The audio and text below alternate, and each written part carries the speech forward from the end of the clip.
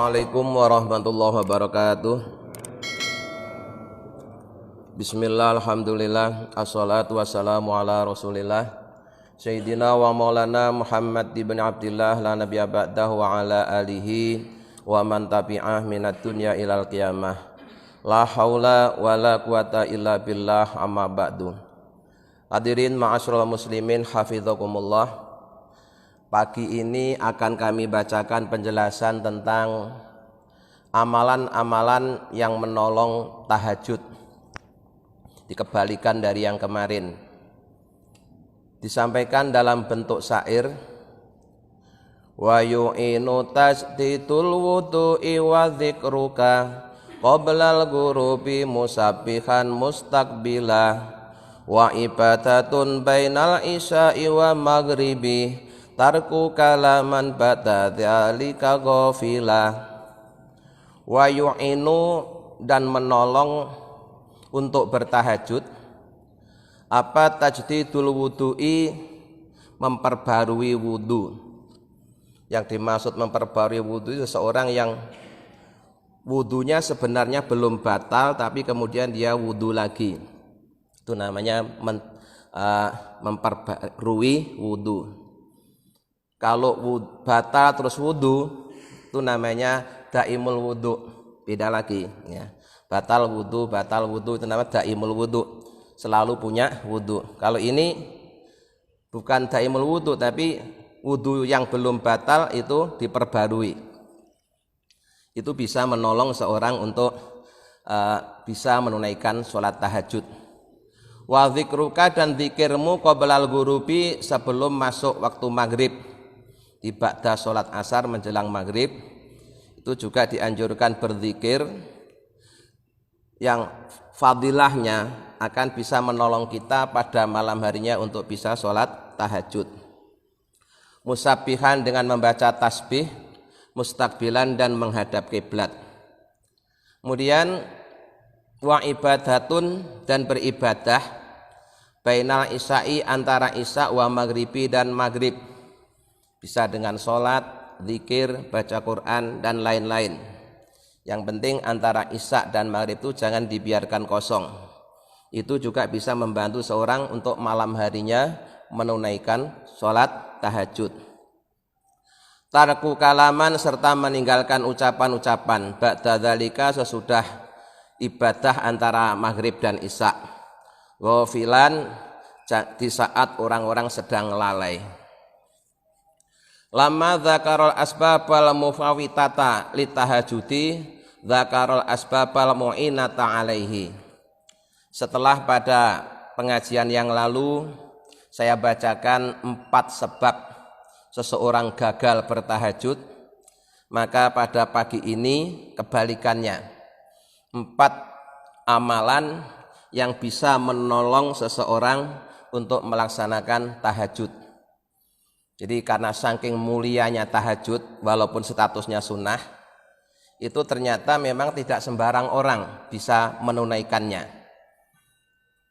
Karena Allah akan memberikan maqamah mahmudah, kedudukan yang terpuji bagi orang yang bertahajud.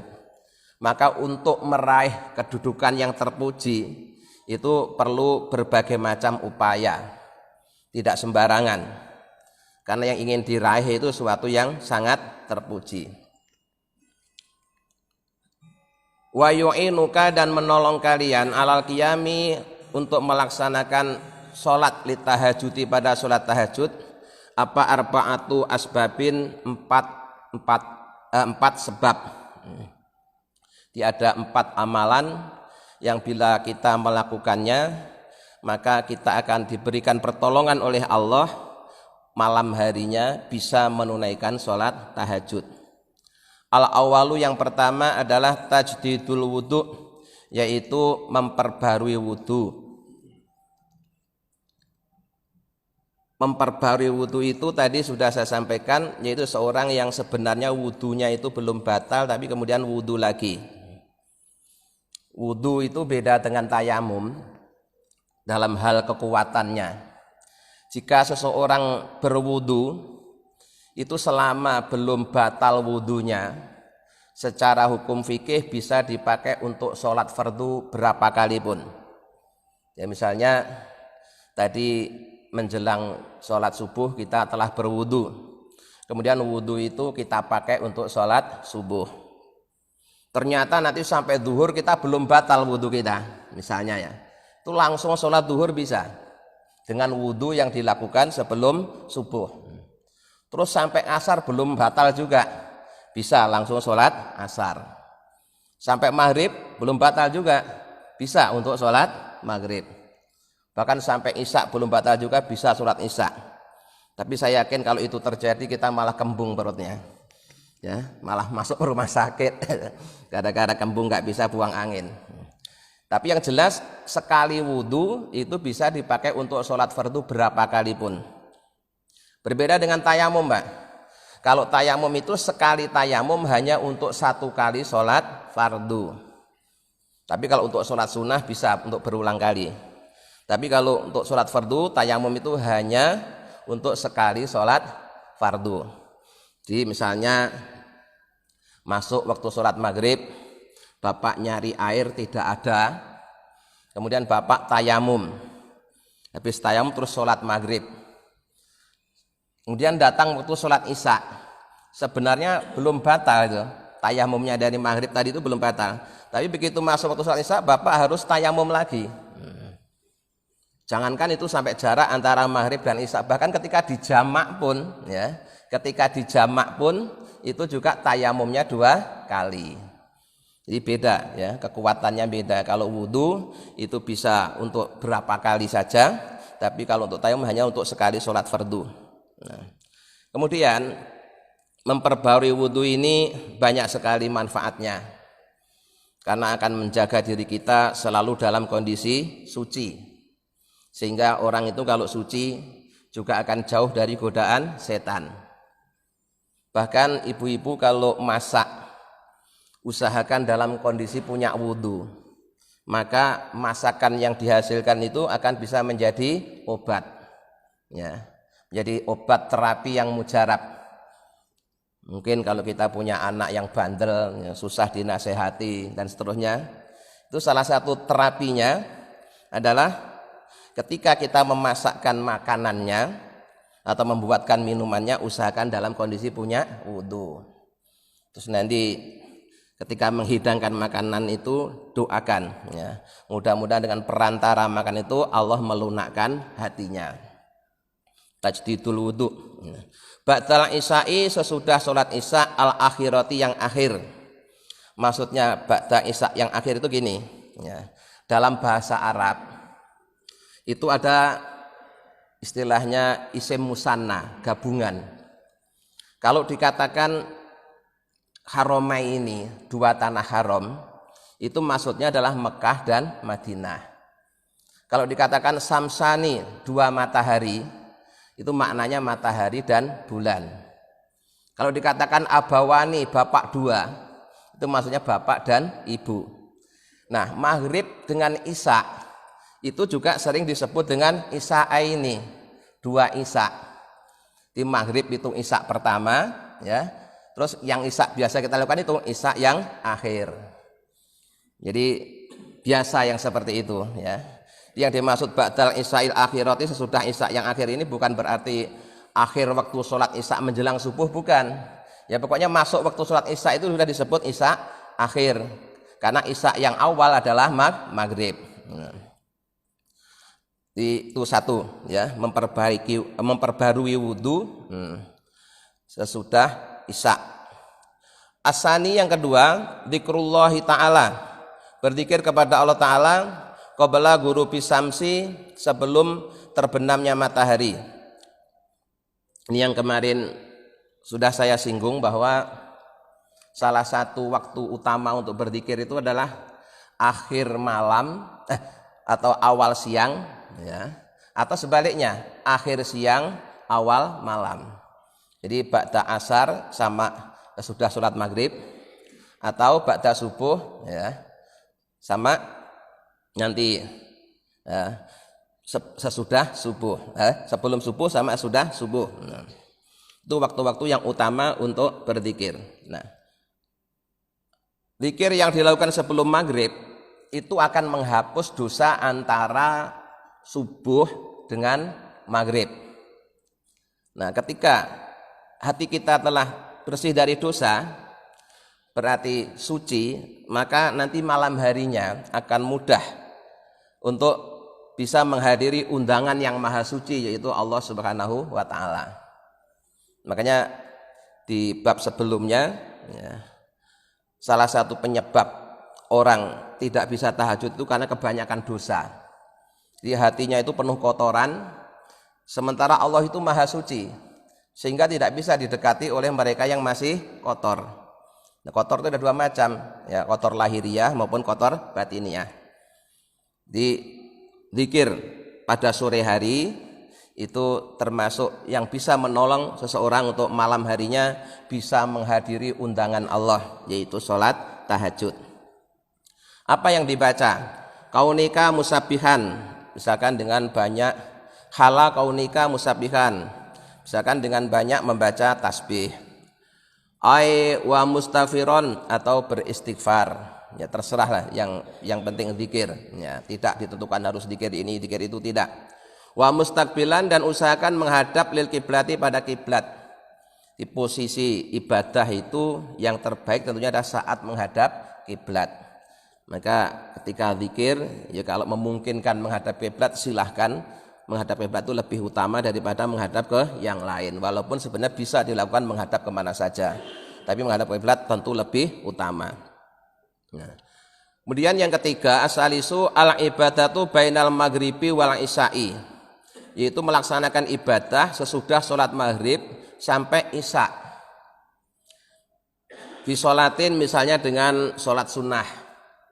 Jadi ada sholat sunnah yang dikerjakan sudah maghrib sampai waktu isya, Pak. Salah satunya sholat sunnah awabin, ya. Sholat sunnah awabin, sholat sunnahnya orang-orang yang bertobat kepada Allah, orang-orang yang kembali kepada Allah.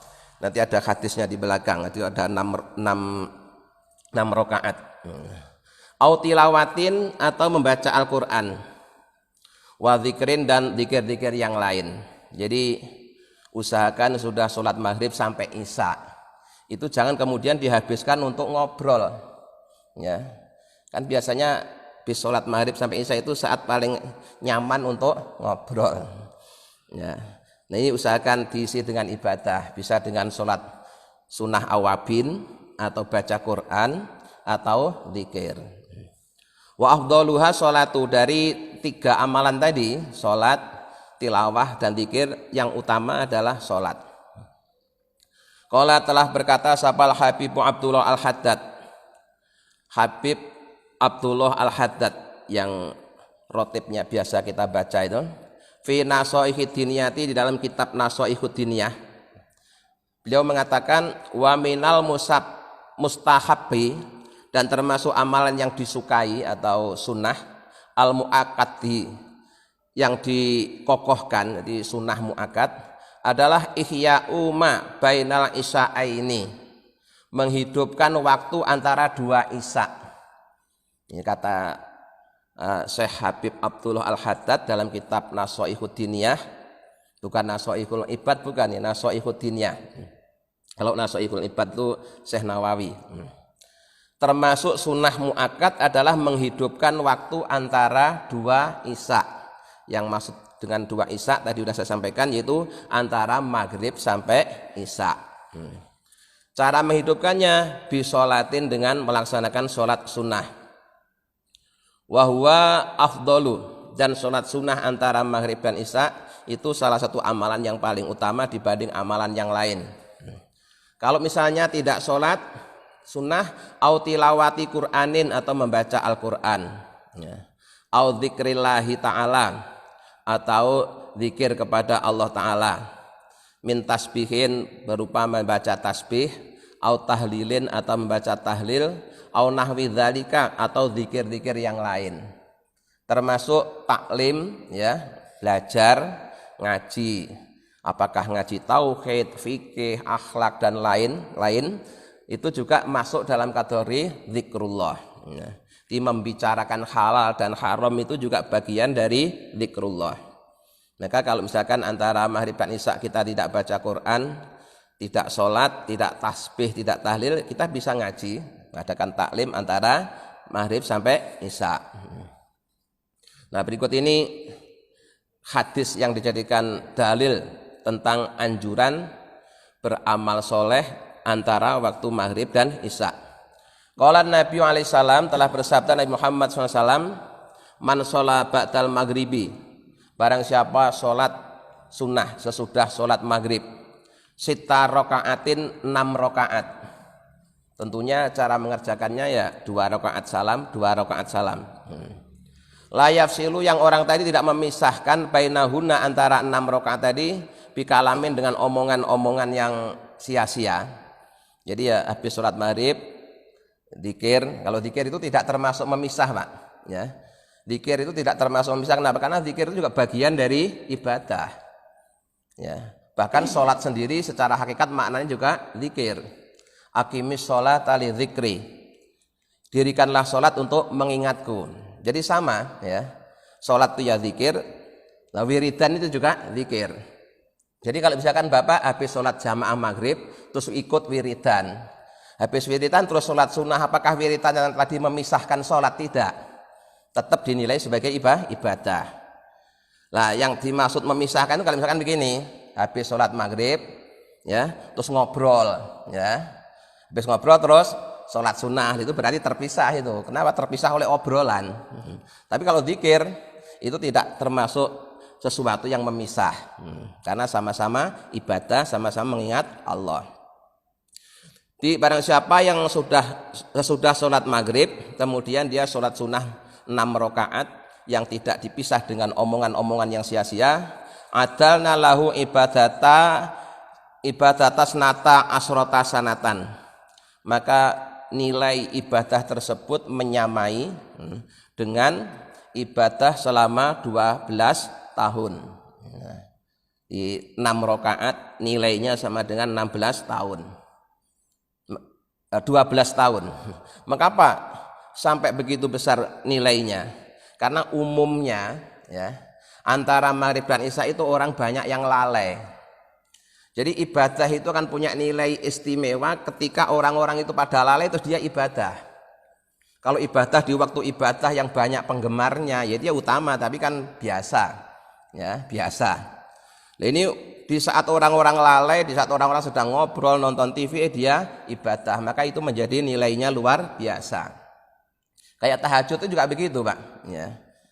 Sebenarnya amalan-amalan ibadah yang lain itu juga utama, tapi ibadah tahajud lebih utama. Kenapa? Karena tahajud itu di saat orang-orang sedang tidur. Umumnya orang-orang lagi menikmati tidurnya, dia rela bangun kemudian sholat, maka itulah yang menjadikan nilainya utama. Kayak ini tadi 6 rakaat sesudah sholat maghrib sampai isya yang sering disebut dengan sholat sunnah awabin. Ya, ini menyamai ibadah 12 tahun. Wa warata aidon, dan juga ada satu hadis lagi, anaman sholat, sesungguhnya orang yang sholat bainal maghribi, antara maghrib wal isya'i dan isya, isrina rakaatan, 20 rakaat. Tidak hanya 6 rakaat tapi 20 rakaat. Banallahu lahu baitan fil jannah, maka Allah akan membangunkan rumah di dalam surga. Akan dibangunkan rumah di dalam surga. Makanya kalau kita sedang ibadah haji atau umroh, ya, kita sambil nunggu sholat isya sesudah sholat maghrib itu banyak orang-orang luar Indonesia, ya, yang rata-rata bermadhab Syafi'i, itu ya mengisinya itu dengan sholat, ya, dengan sholat berulang kali, 2 rakaat salam berdiri lagi, 2 rakaat salam berdiri lagi. Itu sebenarnya ciri khas, ya, madhab Syafi'i. Cuma di Indonesia kurang populer, ya. Di Indonesia kurang populer, ya, kurang populer ibadah sholat sunnah antara maghrib dan isya. Wabil jumlati, maka kesimpulannya fahadzal waktu, maka waktu ini yakni antara maghrib dan isya itu min asrofil auqati, termasuk waktu-waktu yang mulia. Wa afdhaliha, dan paling utamanya waktu. Fatutak akadu, maka sangat disunah muakadkan apa imaratuhu, memakmurkannya. biwadha'i fi ta'ati dengan menekuni ketaatan-ketaatan. Wa mujanabatil ghafalati dan menjauhi kelalaian. Di saat orang-orang sedang lalai dia ingat. Di saat orang-orang sedang nganggur dia menjalani ketaatan. Wal bitolati dan amalan-amalan yang tidak berguna itu dihindari, diisi dengan yang berguna. Wawaroda dan ada keterangan apa karohatun naumi, makruhnya tidur qabla sholatil isya'i, sebelum sholat isya. Jadi jangan dia dibiasakan tidur sesudah sholat maghrib sebelum sholat isya. Hukumnya makruh. Makruh itu walaupun nggak sampai dosa tapi tidak disukai. Kecuali mungkin kalau sekali-kali karena saking kecapean ya, kemudian habis sholat maghrib terus tidur. Tapi ya usahakan bangunnya itu sebelum subuh supaya masih kebagian waktu sholat isya. Masa tidur kayak orang mati, habis sholat maghrib tidur, bangun-bangun sudah subuh, jadi kan kayak orang mati. Jadi kalau terpaksa capek terus ketiduran antara maghrib, nah sesudah sholat maghrib, padahal dia belum sholat isya, usahakan bisa bangun ketika waktu sholat isya itu masih ada. Dan dari sholat 5 waktu, sholat isya itu waktunya paling panjang. Selama belum subuh itu kita masih bisa sholat isya. Fahdhar, maka jauhilah minhu dari tidur sebelum sholat isya atau tidur sudah sholat maghrib. Wa huwa min adatil Yahudi. Tidur sesudah sholat maghrib ini termasuk sebagian dari kebiasaan orang Yahudi. Makanya dihukumi makruh. Ya, dihukumi makruh karena kebiasaan orang Yahudi habis maghrib langsung tidur. Wa fil hadisi, dan disebutkan di dalam hadis, man nama qabla sholatil isya, barang siapa yang tidur sebelum isya, al akhirati yang akhir. Nah ini ada isya akhir itu berarti ya ada isya awal. Isya awal itu maghrib ya, isya akhir itu ya isya itu. Fala anama, maka tidak akan menidurkan sapa Allah ainaihi, pada kedua matanya. Allah tidak akan membuat tidurnya itu nyaman ya, pasti gelisah. Karena belum sholat isya. Kalau orang terbiasa disiplin sholat itu kalau belum sholat terus tidur itu nggak nyaman. Biasa beda dengan yang biasa ndablek. Itu nggak ketinggalan sholat tuh tenang-tenang aja gitu. Berarti memang ndablek itu. Tapi kalau yang disiplin tuh ya kalau tidur sebelum sholat tuh khawatir nanti jangan-jangan ya dia ketinggalan waktu sholat. Nah, warabi'u, dan yang keempat, amalan yang keempat yang bisa menolong seorang untuk malam harinya bisa tahajud adalah tarkul kalami, meninggalkan ucapan-ucapan ba'dal ibadati, sesudah melakukan ibadah al-madhkurati yang telah disebutkan.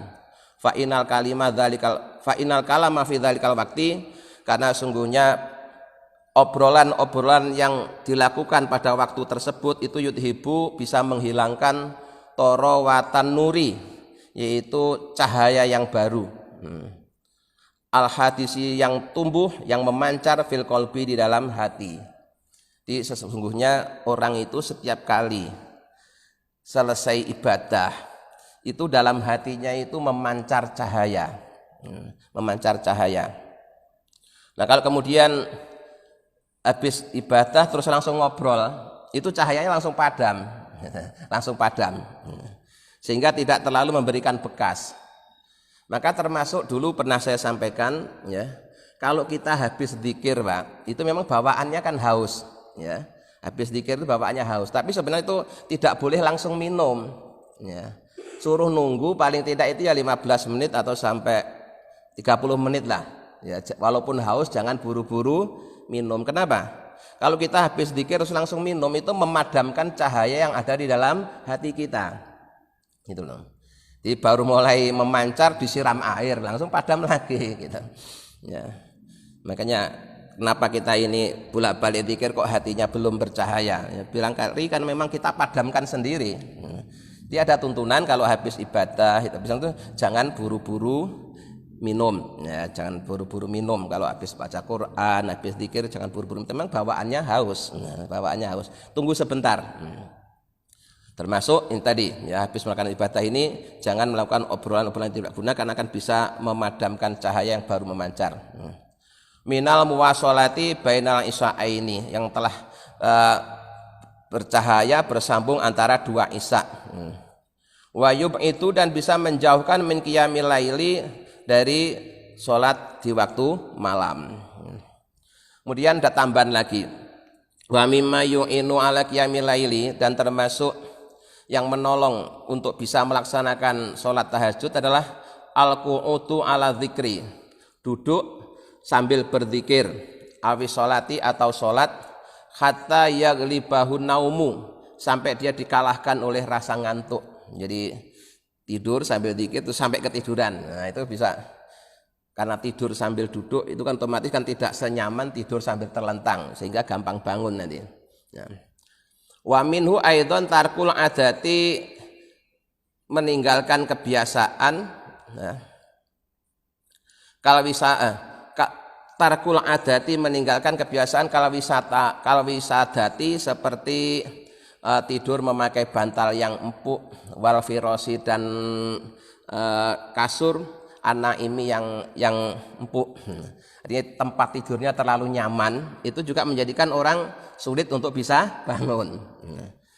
Nah, karena ya kasurnya empuk, ada AC-nya, bebas dari nyamuk, udah tidurnya nyenyak. Ya, mau tahajud ya sayang ini kalau harus ditinggalkan. Meninggalkan kasur itu terasa berat karena terlalu nikmat tidurnya itu. Makanya dulu bukan sering saya sampaikan, saya dulu punya kebiasaan gampang bangun itu kenapa? Karena saya suka tidurnya di sembarang tempat. Kalau dulu tidur di masjid itu saya suka tidurnya di depan pintu, sehingga setiap kali ada orang buka pintu saya mesti bangun. Nah, kalau di rumah, kalau tidur siang itu saya tidurnya di atas papan yang besarnya hanya seukuran tubuh saya, jadi kalau obah langsung ambruk, langsung jatuh, sehingga gampang bangun. Nah, jadi kalau tidurnya tidak terlalu nyaman tempatnya, itu akan mudah bangun. Sehingga di malam hari ketika mau tahajud ya gampang bangun. Tapi kalau tempat tidurnya nikmat ya, dingin, empuk, ada yang nemenin, udah bablas. Kalau perlu subuh pun ikut bablas. Iya kan? Jangankan tahajud Pak, subuh aja sering kesiangan, kebangetan itu. Ya, ini ngomongin tahajud ternyata subuh aja masih kesiangan. Gara-gara tempat tidurnya terlalu nyaman. Nah berikutnya, wa minhu aidan salamatul qalbi minal hikti. Termasuk yang bisa menolong untuk bisa sholat tahajud itu adalah ketika hati kita ya itu bebas dari sifat iri, dendam. Itu segala macam pikiran buruk itu harus dibersihkan dulu supaya tidurnya bisa nyenyak. Walaupun tempatnya tidak terlalu enak, tapi kalau hatinya bersih itu tidurnya bisa nyenyak. Walaupun tempatnya enak, tapi kalau banyak pikiran suruh tidur ya nggak bisa.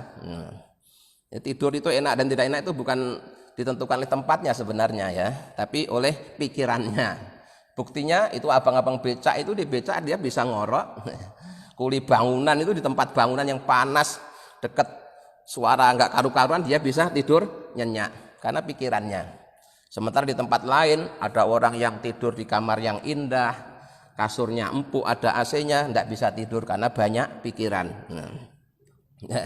Kemudian wa minhu aidan hubbullahi azza wa jalla, mencintai Allah.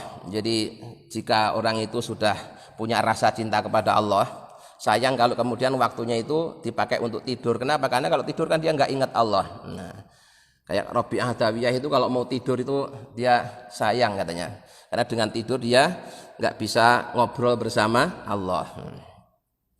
Cuma bangun di waktu malam itu sesuatu yang menyenangkan. Wa hubul khalwati, dan suka menyendiri. Wa taladzudu, dan merasa lezat bi munajati, dengan bermunajat kepada Allah, berdialog kepada Allah. Itulah sekalian amalan-amalan yang bisa membantu kita untuk bisa menunaikan amalan sunnah, yaitu tahajud. Jadi oleh karena tahajud itu fadilahnya luar biasa, Allah akan menempatkan kita di maqamah mahmudah, maka untuk bisa meraihnya harus ada beberapa upaya yang dilakukan sejak ya ba'da asar ya. Persiapan untuk tahajud nanti malam itu dimulai dari ba'da asar, sudah mulai zikir. Dilanjutkan ba'da maghrib, sesudah sholat maghrib sampai isya dan seterusnya. Mudah-mudahan dengan bimbingan Allah kita bisa mengamalkannya. Amin ya rabbal alamin. Allahumma sholli ala sayyidina Muhammad wa ala sayyidina Muhammad. Alhamdulillahi rabbil alamin. Allahumma inna nas'aluka imanan da'ima yaqinan shadiqan wa qalban khashi'an lisanan dzakira wa rizqan halalan wa ilman nafi'an dan sholihah. Allahumma ja'alna wa auladana wa dzurriyyatina wa talamidana min ahlil ilmi wa ahlil khair walil ibadah wa la tanayahum min ahlil jahli wal ma'siyah. Rabbana atina fid dunya hasanah wa fil akhirati hasanah wa qina adzabannar. Subhana rabbika rabbil izzati amma yasifun wa salamun alal mursalin walhamdulillahi rabbil alamin. Assalamualaikum warahmatullahi wabarakatuh.